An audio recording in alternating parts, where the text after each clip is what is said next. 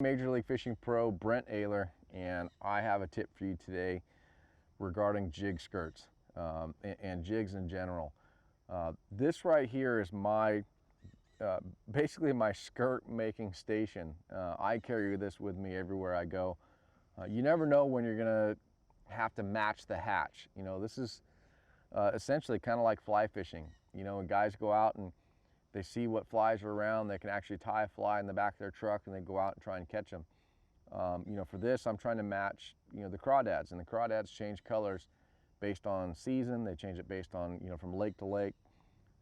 It's hard to tell. It's hard to go find a crawdad and actually do it, but what I can do is catch a fish, and sometimes they'll spit up a crawdad, or even in a tournament. If I'm catching fish and I weigh them in, at the end of the day, there's going to be little, you know, pieces and parts of crawdads in the live well, and I can then match the hatch. So this is my station. What I'll do is basically just try and match what those fish are feeding on, you know, as close as I can.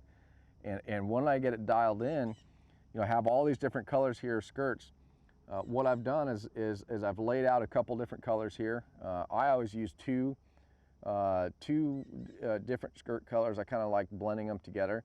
So basically I'll just take these two colors and, you know, just lay them on top of each other, and I'm going to lay them out so I have several. So if I want to make a couple, I'm going to lay several out so I can kind of make an assembly line. Here's my skirt making tool. So I'll take this tool. I have my assembly line of the different skirts I want. Put this head on here, take my band, and this band I really like. It's actually it's a very small band, and the reason I like this one is it's going to resemble a hand-tied skirt.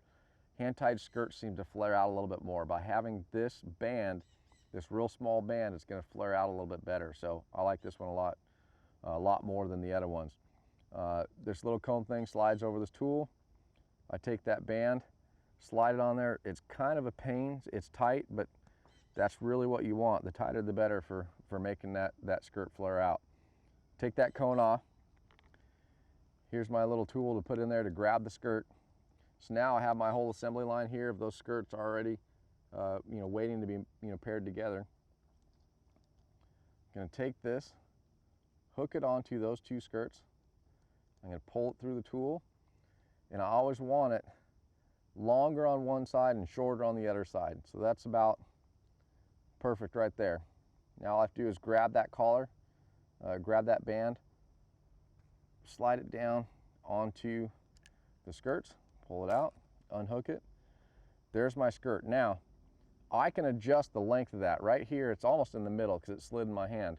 If I grab this and pull on it tight, I can take and slide that band in either direction. So now it's shorter on one side, longer on the other side. Now all I have to do is cut each end of that off, and it's going to flare out perfect. So now this right here is essentially my color skirt that I'm going to throw. I can take it and put it on my jig and go out and start fishing. So I can make up a bunch of these skirts right now. I have 4 laid out.